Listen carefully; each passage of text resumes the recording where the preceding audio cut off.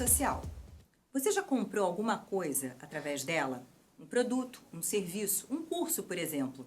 Então, você faz parte, mesmo sem saber, da Creator Economy. E eu vou conversar com a Natália Cavalieri, que é diretora-geral de uma empresa brasileira que se internacionalizou e hoje é uma das principais no mundo, a gente pode dizer isso, né, Natália? Sem dúvida. Desse segmento. Vamos começar, Natália, primeiro, bem-vinda, prazer ter você aqui na SMI. Eu que agradeço. O que é a Creator Economy? A Creator Economy, também conhecida como economia criativa aqui no Brasil, ela é a economia de todas aquelas que reúnem todo um ecossistema em torno das pessoas que produzem e que consomem conteúdo, principalmente através das redes sociais. E essa economia criativa hoje, ela já é estimada de movimentar 250 bilhões de dólares por ano. Como? São pessoas que estão produzindo conteúdo e, consequentemente, estão realizando parcerias publicitárias, anúncios, mas também estão muitas vezes descobrindo que é possível vender este conteúdo, ou seja, comercializar o conteúdo que elas gerariam muitas vezes somente gratuitamente, elas passam a fazer também a geração de um conteúdo pago, seja um curso online, seja um livro digital, os chamados e-books, e até mesmo podcasts. Então, as pessoas que consomem, que produzem, e toda uma turma que fica atrás dos bastidores, são os chamados redatores, videomakers, designers, todo este ecossistema compõe o que nós chamamos de Creator Economy. Existiam poucos números, poucos dados a respeito dessa economia e a SMI fez uma pesquisa, né, para tentar mensurar, né, o que é isso, que impacto isso tem na sociedade.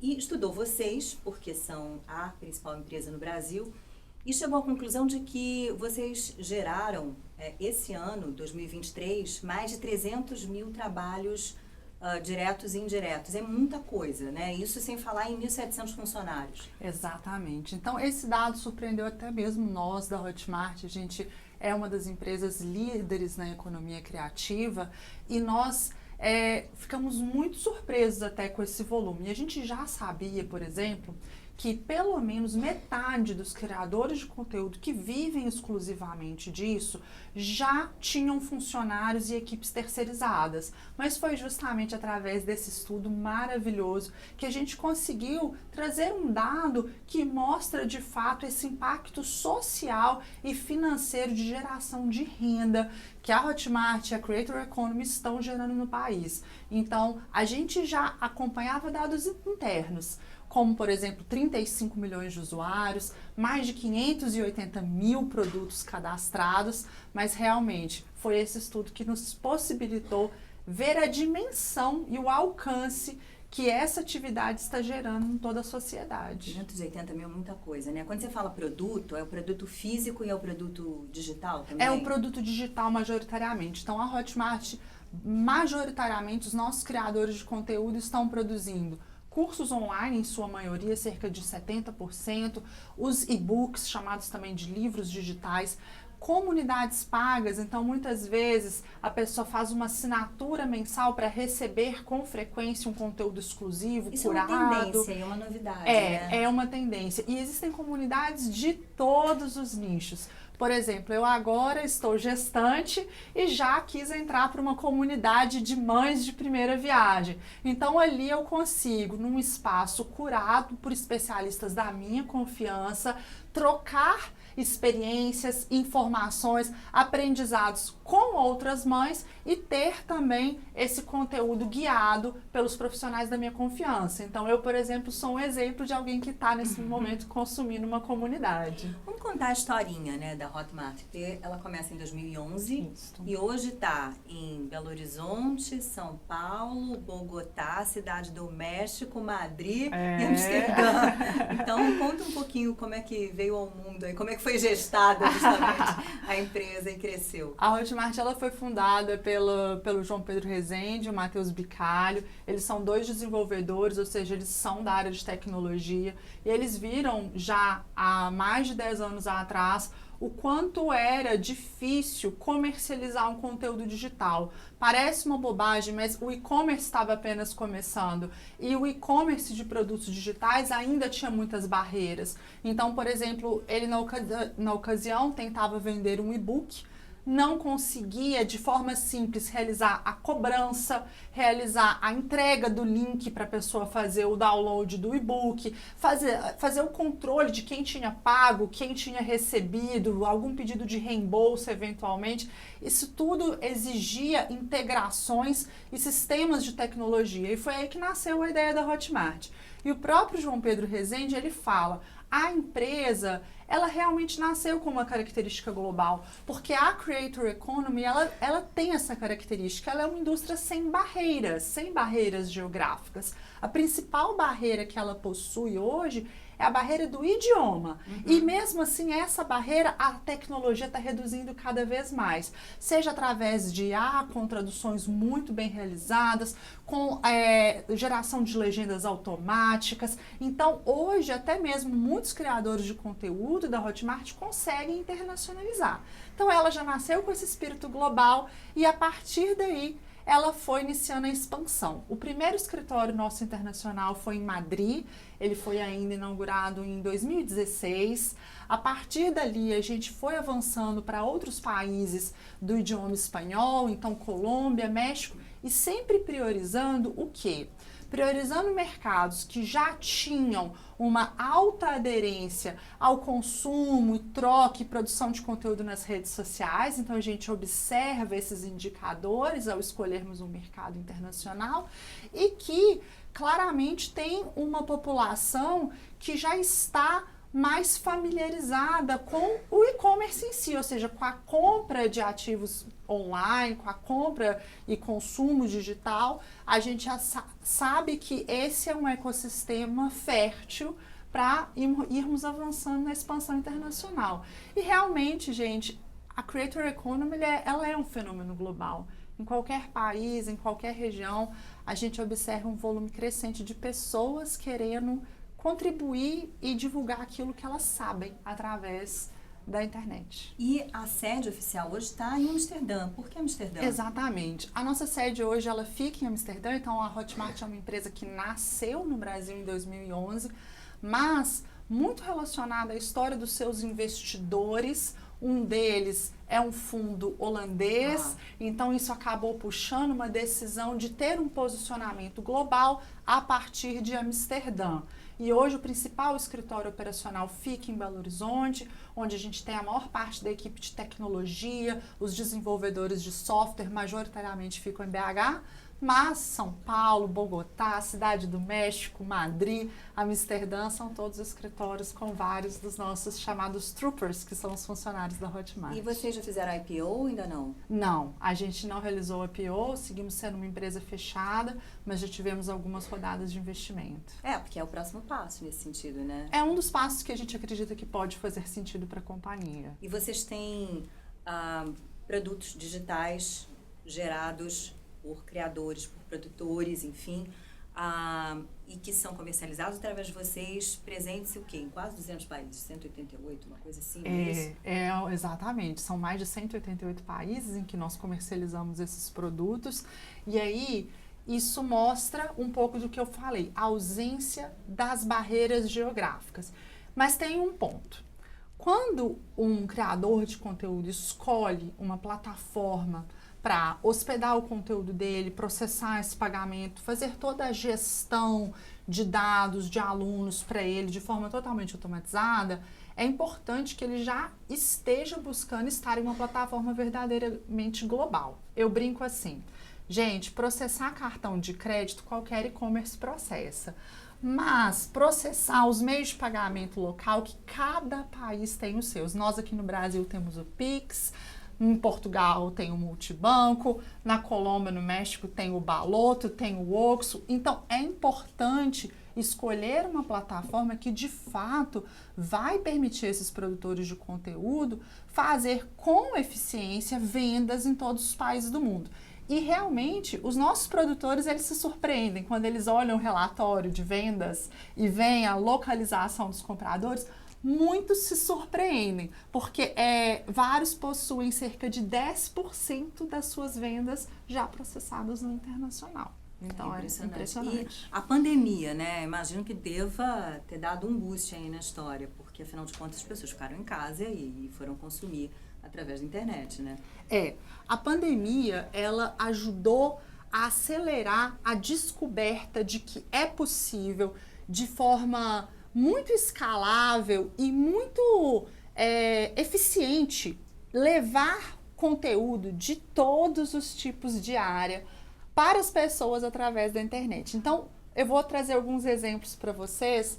A gente tem, por exemplo, o caso do Renan Pose. O Renan, ele era um profissional de saúde, de treinamento físico, fitness, como se diz, personal trainer, e naturalmente, como tantas outras pessoas, ficou impossibilitado de levar esse trabalho, de exercer o seu trabalho durante o isolamento social. E aí ele foi e resolveu ir para as redes sociais e gerar um conteúdo digital. Ele conseguiu ter no produto digital 1000 vezes mais alunos do que ele conseguia ter no presencial. Então, realmente, a escala que um professor, um educador ou qualquer especialista no conteúdo consegue obter no digital é muito impressionante. E mais do que isso, eles percebem que estão gerando valor porque eles conseguem um consumo que vai sendo cada vez mais repetido. As pessoas no Brasil, especialmente, estão adquirindo o hábito de consumo digital. A Hotmart, esse ano, ela chegou num marco impressionante. 25 milhões de brasileiros, de pessoas, compraram produtos digitais com a Hotmart. E isso mostra ainda o quanto não apenas as pessoas estão descobrindo que é possível aprender algo de forma super interessante através do online, mas também elas estão gostando. Então, mais de 70% desses compradores fala: eu atingi o meu objetivo quando eu comprei esse conteúdo digital, eu consegui atingir o meu objetivo, seja ele qual for. Então, os índices de recompra também seguem aumentando. Pra gente dar exemplos bem concretos, assim, para quem tá em casa. Deve ter curso de jardinagem, de fazer bolo, o que mais? Gente, é curso, assim, não tô exagerando, é de todos os temas. Eu falo que, assim, eu tenho 8 anos que eu estou nessa indústria e eu não me canso de surpreender com a possibilidade e a quantidade enorme de conhecimento. Então, quando a gente pensa em conteúdo digital, é comum vir à nossa cabeça primeiro um curso de inglês, um curso de idiomas, um curso eventualmente voltado para desenvolvimento pessoal, mas é muito maior do que isso. Vou te dar exemplos pitorescos. Existe um curso, por exemplo, na Hotmart chamado Galinhas Blindadas. Galinhas Blindadas. Na verdade, é um curso voltado para... a gente ri porque é muito inusitado. E o curso Galinhas Blindadas, ele é para quê? Para ajudar pequenos fazendeiros, produtores, a terem a sua granja em pequenos espaços, em fazendas pequenas, em locais bem pequenos e criarem galinhas de forma saudável, sustentável, conseguirem vender e ter uma renda através daquilo. Eu realmente nunca imaginei que você teria pelo Brasil pequenos produtores rurais consumindo conteúdo digital. Então, esse é um exemplo que impressiona. E aí, por exemplo, o cliente ele pode contratar esse curso, aí ele aprende a criar galinha e depois ele vende as galinhas e os ovos através da Hotmart também. Isso é muito bonito, esse impacto social que gera, porque esse é um ponto super interessante da sua pergunta. Porque existem muitos cursos que são de desenvolvimento pessoal. Então, por exemplo, meditação, aprender o idioma, etc. Mas boa parte dos cursos, eles são voltados para o desenvolvimento profissional e de geração de renda. Então, por exemplo, são cursos que ensinam habilidades às pessoas. A gente tem um case que eu acho também maravilhoso, de um produtor da Hotmart, o Anderson Rey. Ele ensina a consertar equipamentos como ar-condicionado e geladeira. E ele ensina não para a pessoa consertar o seu próprio em casa, ele ensina para uma pessoa que está buscando ter uma renda, buscando ter um emprego. Aí ele vai ensinar não só a consertar, ele vai ensinar a consertar, a precificar, a como encontrar cliente, a como fidelizar o cliente. Então ele realmente forma esse novo técnico em consertar máquina de lavar e ar-condicionado. Então tem um ciclo de geração de valor muito positivo para todos os envolvidos. Então a gente falava 300 mil empregos indiretos. Isso é o que está relacionado a quem está criando conteúdo, vendendo conteúdo e trabalhando nos bastidores. Como eu comentei, redatores, videomakers. Mas esse impacto ainda é maior quando a gente pensa nos consumidores que vão aplicar esse conhecimento em busca de um aumento de renda. E são realmente muitos os casos que nós temos. E falando em renda, eu estava vendo aqui que tem uma diferença, assim, se você é um produtor de conteúdo ou chamado afiliado. Primeiro explica o que é um produtor de conteúdo e o que é um afiliado. Boa, excelente pergunta. Então, o produtor de conteúdo, ele é a pessoa que realmente é o especialista. Ele detém o conhecimento e ele vai estruturar, seja o curso, seja a comunidade, seja o podcast, através deste conhecimento. Esse a gente chama de produtor. Afiliados são pessoas diversas que falam, poxa, eu tenho uma audiência no meu Instagram, eu sou um micro-influenciador, por exemplo. O que caracteriza um micro-influenciador? A partir de quantos seguidores? A partir de 3 mil, 5 mil, 10 mil seguidores são micro-influenciadores. E muitas vezes essas pessoas não possuem um conteúdo proprietário, mas têm uma audiência que confia na indicação deles. Então eles vão lá e vão falar, olha, gente, tem um curso, por exemplo, deste produtor digital que eu confio muito, quero indicar para vocês. E aí a Hotmart tem uma tecnologia que quando ele divulga o link, né, para aquele linkzinho para a pessoa clicar no Saiba Mais, ali a gente consegue garantir que se o comprador veio através daquele clique, daquele link, esse afiliado vai receber uma comissão por essa venda. E o que eu acho muito interessante, também acho que é interessante destacar, é que a Hotmart é uma plataforma viabilizadora desse ecossistema. A gente dá toda a liberdade. Então, o produtor, ele vai cobrar o preço que ele quiser. Não é a Hotmart que precifica. Mas vocês ficam com um percentual, quer dizer, tem um combinado lá. A Hotmart pega um percentual, exatamente, de 9,9% sobre todas as vendas realizadas na plataforma. E o produtor é dono da estratégia dele. Então, ele decide, por exemplo, se ele quer aceitar ou não afiliados, quais afiliados ele quer aceitar, o quanto ele quer cobrar no produto dele, se ele quer dar desconto ou não, como vai vir agora Black November, toda a estratégia é dele, o quanto ele vai comissionar. Então, a gente oferece toda a tecnologia para viabilizar o negócio digital dele. E a gente oferece essa tecnologia de forma escalável e global. E, eventualmente, a gente não vê vocês. Quer dizer, o consumidor ele não está sabendo que a Hotmart ali está por trás, certo? Não era a nossa intenção saber, mas começou a acontecer. Por quê? Porque o consumidor ele tem vários pontos de contato com a plataforma. Por exemplo, quando ele vai para o que a gente chama tela de checkout ou tela de pagamento, ele vai ver ali que está tudo garantido pela Hotmart, que já gera uma confiança. Quando ele vai consumir esse conteúdo, seja no aplicativo para TV, no aplicativo do celular ou no próprio desktop, ele também vai ver que ele está no ambiente da Hotmart. Em uma pesquisa recente que foi publicada ainda esse ano, a gente observou, as pessoas foram perguntadas qual é o app de educação que você mais consome e as pessoas responderam Hotmart, o número 1. Então as pessoas já começaram a entender que Hotmart é o principal plataforma hoje onde elas vão consumir e adquirir esses cursos e esses conteúdos digitais. Mas esse fenômeno que você trouxe também acontece. Eu conheço muita gente que já consumiu muito produto na Hotmart e ainda não percebeu que é pela plataforma, já que a nossa intenção justamente é viabilizar uma tecnologia para quem está criando conteúdo. E em termos de renda, né, pode chegar a quanto? O céu é o limite, né, eu imagino, dependendo do influenciador.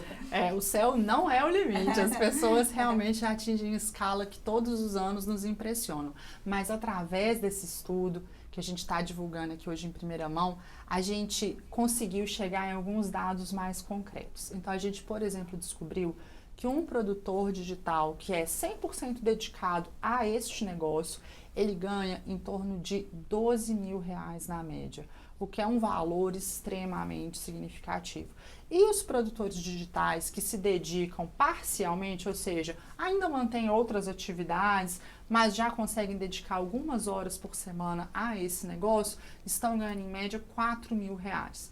Já os afiliados, que são aqueles que trabalham em troca de comissão, têm um faturamento, quando 100% dedicados, em torno de R$ 3.000 e quando parcialmente em torno de R$ 1.000. Interessante, né? Não sei em que medida os números do governo, de a CAGED, esse tipo de coisa, pescam, né? Toda essa economia, toda essa massa de trabalhadores, afinal, né? Eu acho que os dados e os números que a gente está trazendo, eles são muito inovadores. Essa ainda é uma indústria muito desconhecida, as pessoas fazem muita confusão entre o que é o influenciador digital, o criador de conteúdo, o produtor digital. E a gente está muito feliz de conseguir dar clareza para as pessoas através de um estudo feito com 550 entrevistados, em que a gente realmente conseguiu mensurar essa renda, esse impacto de forma inédita no Brasil. Eram dados que nós não tínhamos. No mundo já existem várias análises, a gente sabe que existem hoje cerca de 300 milhões de criadores de conteúdo no mundo, uma indústria que movimenta 250 bilhões de dólares.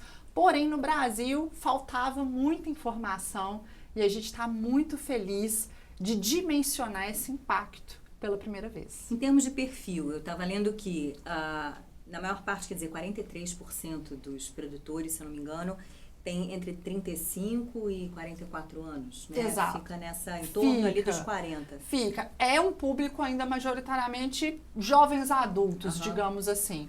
Mas a gente começa a ter criadores de conteúdo a partir dos seus 18 anos e que vão aí se estendendo até 60. Mas, de fato, jovens adultos são a maioria. Homens são a maioria, mas as mulheres cada vez mais começando. Esse é um dado curioso. Quando eu entrei na Hotmart, há 8 anos atrás, a gente observava que cerca de 80% dos nossos cadastros eram feitos por homens e só 20% pelas mulheres. Hoje a gente já está quase 50-50, 55-45 e a gente vê o quanto que as mulheres também descobriram que podem sim comercializar, vender e serem grandes produtores de conteúdo digital, ajudando muita gente. E o recorte racial, quer dizer, você tem mais brancos, né? Temos. Que é uma coisa que chama atenção também, né? Por que você não tem mais produtores de conteúdo negros e, enfim... A gente tem cerca de 61% de pessoas que se declaram brancas como produtores digitais. Acredito totalmente que é possível a gente aumentar o alcance para mais diversidade, para termos mais mulheres, para termos mais negros, mais pardos, mas a boa notícia é que a gente vê esse número aumentando cada vez mais. À medida que a tecnologia se torna cada vez mais acessível, e eu sempre lembro isso para as pessoas, criar um produto digital e ter renda a partir dele não é um negócio fácil, gera muito trabalho, muita dedicação, mas é um negócio de baixa barreira de entrada. Então, você, por exemplo, uma pessoa que queira investir numa loja física, ela tem que lidar com aluguel, ela tem que lidar com estoque, ela tem que lidar com logística. São realmente grandes barreiras e que requerem um grande investimento. Quando a pessoa fala, eu quero entrar para o mercado digital, ela consegue fazer isso com um celular, um conhecimento, um computador, e ela pode ir aumentando, explorando, ela pode ter um estúdio fantástico para fazer uma gravação com toda uma equipe, mas ela também pode começar sozinha. E isso a gente vê que é um dos principais motivos para os números estarem mostrando cada vez mais uma comunidade mais diversa de criadores de conteúdo, e tenho certeza que esses números vão ficar cada vez mais diversos também. E a rede social mais usada é Instagram, se eu não me engano. É o Instagram. Hoje, quando eu entrei, acho que ainda era o Facebook. Então, ela vai se modernizando o tempo inteiro. TikTok deve estar... TikTok começa a crescer cada vez mais. Mas as principais são Instagram e YouTube também é uma rede muito importante para a geração dessa audiência. Porque todo criador de conteúdo, ele precisa ter uma audiência, certo? Ele precisa transformar seguidores em compradores. Ele precisa transformar um conteúdo em um produto. Então, as redes sociais, elas são impulsionadoras desse negócio. Elas são uma espécie de uma vitrine. E é muito interessante porque algumas pessoas ainda falam pra gente assim, mas eu gero tanto conteúdo gratuito, será que o meu público vai ter interesse de comprar algo? Né? Eu já gero tanta coisa gratuitamente e, na verdade, o público tem, porque o público, ele gosta muito de ter um conteúdo guiado, de ter um passo a passo. Então, muitas vezes nas redes sociais, sim, temos uma imensidão de informação, de conhecimento, isso é maravilhoso. Mas a partir do momento que alguém modula isso para o público consumidor e coloca num formato que seja passo a passo, como eu disse, isso aumenta muito o interesse. Mas Instagram, YouTube são grandes vitrines, impulsionadoras para quem quer começar esse negócio. E ainda tem publi, né? Ainda tem isso. Quer dizer, uma coisa é eu tô cobrando por um curso lá que eu criei, isso. Né? Ou então, vamos gravar uma entrevista aqui e vamos comercializar nossa entrevista. Isso aí. Que tá muito legal. E outra coisa é um anunciante resolver colocar a marca dele aqui associada à nossa imagem. É isso daí. Majoritariamente existem essas duas formas de monetização de conteúdo.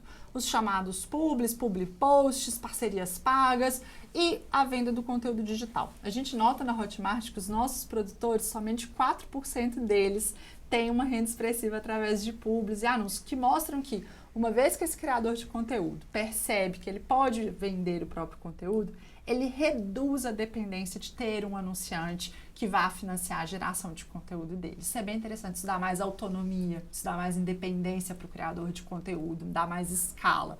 Mas eu sempre digo, as duas coisas podem e devem conviver lado a lado. Eu acho que o segredo aqui é que quanto mais esse criador de conteúdo tem uma audiência própria, que se transforma em cliente dele, mais ele também pode selecionar o anunciante dele. Ele pode realmente buscar o anunciante que ele acredita, que é uma pessoa que ele vai chancelar, uma empresa, um produto que ele vai chancelar. Então, eu acho que traz também até um aumento na qualidade desse conteúdo que ele está gerando, porque ele ganha essa autonomia. Então, é muito interessante quando ele consegue romper a barreira somente das parcerias pagas e passar a ter um conteúdo digital. E a gente acha que, às vezes, isso é um mercado, talvez... Eu falei muito aqui de pessoas que estão começando, que são pequenos, o caso de pessoas da Covid que migraram, mas existem também cases de já grandes nomes da internet que tinham um grande alcance e que resolveram criar um negócio próprio. Vou dar um exemplo de alguém que criou um negócio próprio e estava recentemente no evento da Hotmart, o Fire, que foi a Bianca Andrade. A Bianca Andrade, hoje, ela é uma influenciadora digital, mas ela tem a marca própria dela, ela tem os produtos próprios dela, então ela expandiu esse alcance. Ela não é mais só a influenciadora que monetiza via publi, ela criou uma marca. E esse é um caminho que a gente acredita muito até para os grandes influenciadores de conteúdo já. Nossa, quanta informação. Escuta, tua trajetória, rapidinho, pra gente caminhar aqui pro fim do nosso papo. Vamos lá. Como é que você foi parar na Hotmart? Qual é a tua história profissional? Bom, a minha história, eu falo que ela não é uma história clássica. Eu hoje sou executiva de uma das maiores empresas de tecnologia do Brasil e do mundo, tenho muito orgulho disso, somos um unicórnio, mas eu não sou aquela estudante que passou por uma clássica universidade de finanças, fez um trainee numa instituição financeira e foi galgando. Não, eu sou publicitária de formação, então a gente está aqui numa escola de comunicação, me identifico muito com esse público, sou uma publicitária, comecei a trabalhar muito cedo, e entrei no digital quando eu fui morar na Inglaterra, em Londres. Eu entrei no digital, comecei a conhecer desse universo, voltei ao Brasil, fui me especializando mais no digital. E aí eu fui descoberta, gente, por onde? Por uma rede social para profissionais. Então, um dos fundadores da Hotmart, o Matheus Bicalho, me encontrou numa dessas redes sociais para profissionais, me mandou uma mensagem, tomamos um café e eu comecei realmente da base. Eu entrei na Hotmart há 8 anos atrás como ainda analista sênior, fiz toda uma trajetória, me tornei gerente, me tornei diretora, me tornei vice-presidente e me tornei general manager, que a gente traduz também como diretora geral. Eu acho que é uma história que me orgulha muito, mas eu também acho que ela está só começando, né? Com certeza. Bom, e agora, né, com mais alguém aí para dividir. Exato. Então, muito feliz de agora ser uma executiva, entrando área da maternidade, me sinto num ambiente super acolhedor, que é a Hotmart, que tem uma cultura muito acolhedora. Então, estou feliz com esse novo passo. Natália, muito obrigada. Então, boa estada no Rio de Janeiro, bons negócios para vocês. Eu que agradeço. Acho que você deu uma aula aqui em nome aqui da SMI. Super agradeço esse Eu que papo agradeço contigo. a você e a todo o público que ficou com a gente até o final, pessoal. Foi um prazer estar aqui.